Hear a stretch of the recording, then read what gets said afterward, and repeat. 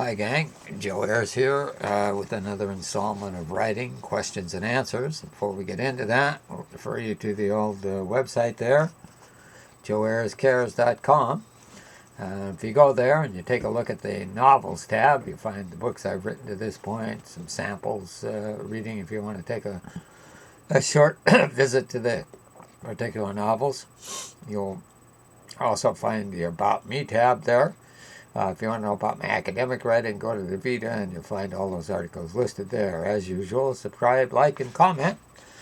Okay, the question that we're looking at today is what inspired your latest novel? And I think that question is kind of interesting in that what inspires academic writing and what inspires novel writing are obviously different, but in some respects they share some things. For instance, in academic writing, we were concerned about helping people overcome their fear of public speaking. A guy by the name of Tim Hoff and I did a lot of this work with visualization. If you can imagine yourself doing well in a public speaking situation, i.e. visualizing it, it'll probably help you. We did a study and we found out it did help you. And what drove the next study was, wow, if visualizing that helped, what about visualizing another thing, let's say an interpersonal encounter? Would that help? And so, the one study kind of drove the next study.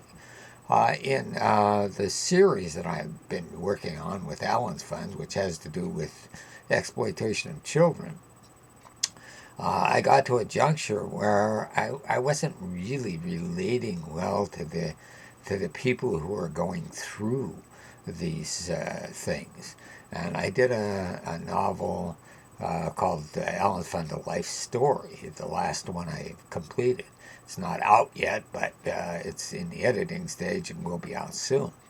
And in that, I looked at incest from a very personal standpoint of the person that experienced it. And in the process, that book kind of forced the next book. The other side of it, where you're forced by your family in the first case. In the second case, the book I'm working on now, they were forced by others, sex slavery.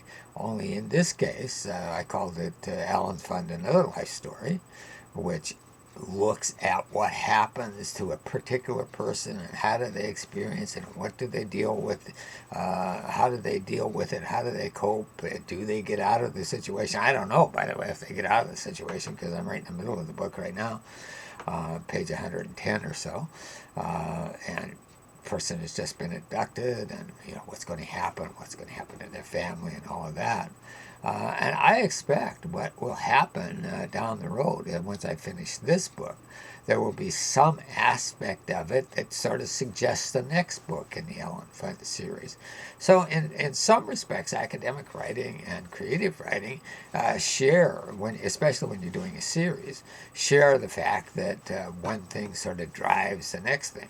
Of course, that doesn't explain a lot of academic writing or a lot of creative writing, but it does explain one aspect of it, shed some light on one aspect of it. So that's it in terms of what inspired this particular book that I'm working on and what might inspire academic writing. Till next time.